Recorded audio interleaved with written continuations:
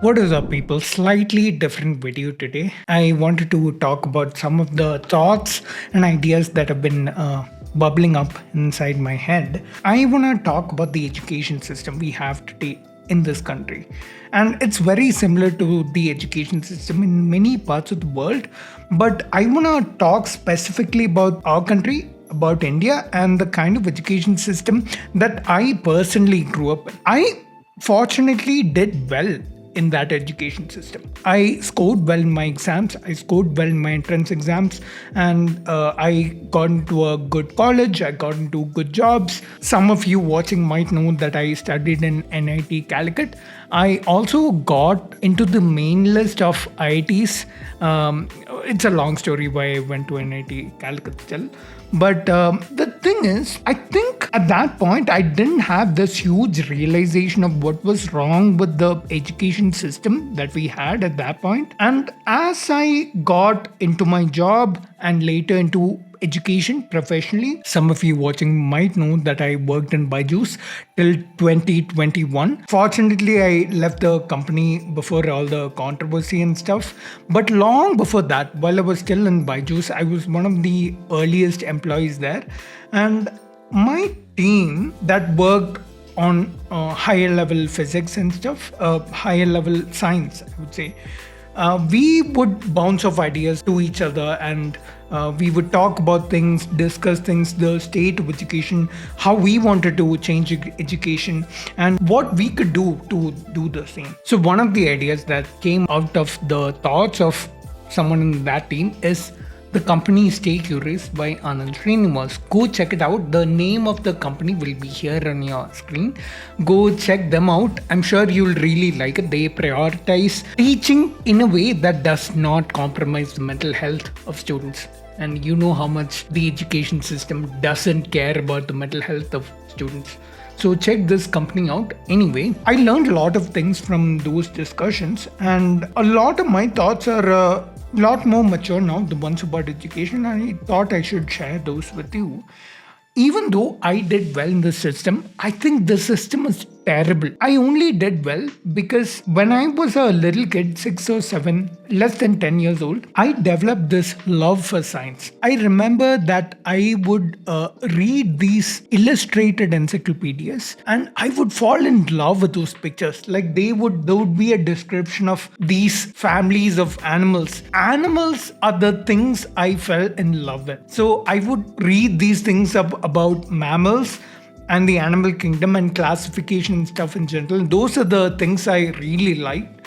And eventually that would lead to me enjoying the times I got to watch channels like Nat Geo and the Discovery Channel and Animal Planet and all those. And eventually that love of mine came onto YouTube. I would binge watch channels like Vsauce, Veritasium, CGP Grey. I remember there was a phase in my life where I did that. And a lot of that influence is what carried over into me making my own channel. But the thing was, I was able to work hard and study hard for my exams because studying was not really a chore to me. It wasn't a task to sit and read these textbooks for hours and do these problems. I will say that I had a mathematical aptitude, so that's kind of a reason why I did gravitate towards physics. I enjoyed doing math also, and math and physics are two of the subjects I did really well in. But apart from that, I also had this love for science, which enabled me to work hard, to study hard, because studying hard was not a task for me. I already had the interest in what I was studying. It's kind of like anyone who's watching this video, I'm sure there are some things you like and some things you don't like. Out of the things you like, take the thing you like the most. I'm sure there was some person, someone, whether you know them personally or not, who showed you what the qualities of these things are that made you like it, that made you interested in it. If money was not a thing at all, given all the time in the world, I'm sure you would dedicate your time to something associated with that thing you like, right? For me, that thing or something really high up in my priority list was science. And that same love for the subject has not what I see schools prioritizing. Our schools and education system are way too results oriented. I'm sure there are a lot of people who've spoken about this. This is not some revolutionary new idea or something. Our exams, our entire education system is way too results oriented. If we can score well in the exams, that's all that matters. Whether you learned doesn't matter. Whether you applied some shortcuts to get the result doesn't matter, get the answer doesn't matter. As long as you score a good enough rank, you'll be able to get into that college or that job or whatever it is. And this leads to people mugging up, people hacking questions, applying these shortcuts to find answers where they don't end up learning. Now, I have no problem against mugging up or applying shortcuts as long as you do learn. If you do those things without learning why you're doing it, then you've lost the point in some sense. What ends up happening is we have a lot of students or a lot of people passing out and graduating who don't really want to do engineering or medicine or whatever it is, who don't really have a passion for learning any of these things. They just treat the exams as something you need to get those minimum pass marks in. Those same kinds of people are the ones who teach us in a lot of educational institutions, schools in particular. The teachers themselves are people who have no passion for whatever they're teaching. How are such people going to instill passion in the students? And the reason I think instilling passion is a very important thing is because I had that passion for science despite the education system, not because of it. And that passion is what helped me work hard. If you develop passion in the students, half your heavy lifting is done. You don't have to do anything more. You don't have to incentivize the students to study hard, to pass the entrance exams and get the ranks and get the college and get the job. They'll do that themselves. They have the passion for the subject. There's a reason why we have a lot of people not ready for the jobs even though they pass the qualifications or whatever. I think what's missing in our education system is instilling the love for the subject, that the passion for the subject in the students. I think we need to do more of that and everything else will fall into place. Like, let's imagine a student that's bad at a subject, but there's a teacher that instilled a love for that subject in the student.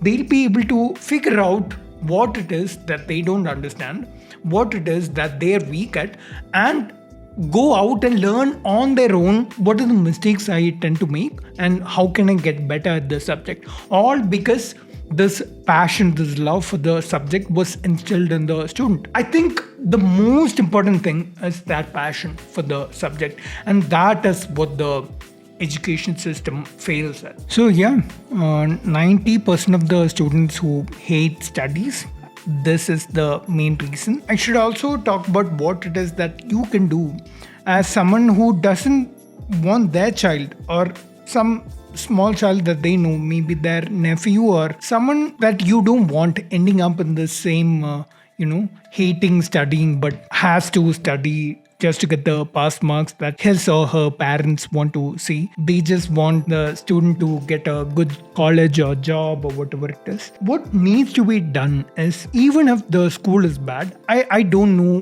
what we can do to change the system. I think that's the primary thing that needs to be done, changing the system. But in the meantime, what can you do is what I'm saying right now. You can try to instill the love in the child by yourself. What you could do is do workshops where the child is exposed to science or the academic subjects they learn in some context other than school. So if it's science, take them to some astronomy workshop or some practical applications of science in a museum or something. I had my local planetarium in my town that had a lot of activities that I could do that would teach me about pressure, like bed of nails, or surface tension from bubbles on a leaf that wouldn't wet the leaf, things like that. There were experiments, I think, on surface tension, how the rubber band would be pulled apart when you pop the bubble inside. That's a property of surface tension, by the way. I think these things, like, it doesn't really happen in India, but outside India, I've seen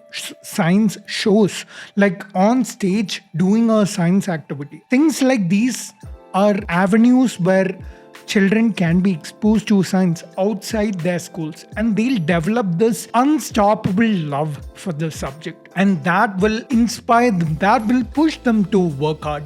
It's not going to be hard for them to work hard on or study hard on that subject. That's what helped to do a lot of heavy lifting in my academic life, my education life, my school life. That's something you can do to help the children in your life, your own children, or your nephew or niece or cousin or whoever it is, to help them develop that love for the subject and hopefully not find studying hard. Education is not something that's meant to be hard. Now, ideally, the system itself should change, and that's something I know a lot of people are working toward changing the system. And with the advent of AI, I think that's something that is going to happen. Give it a few years or maybe decades. It will happen. But till then, this is something you can do. I'll see you in the next one.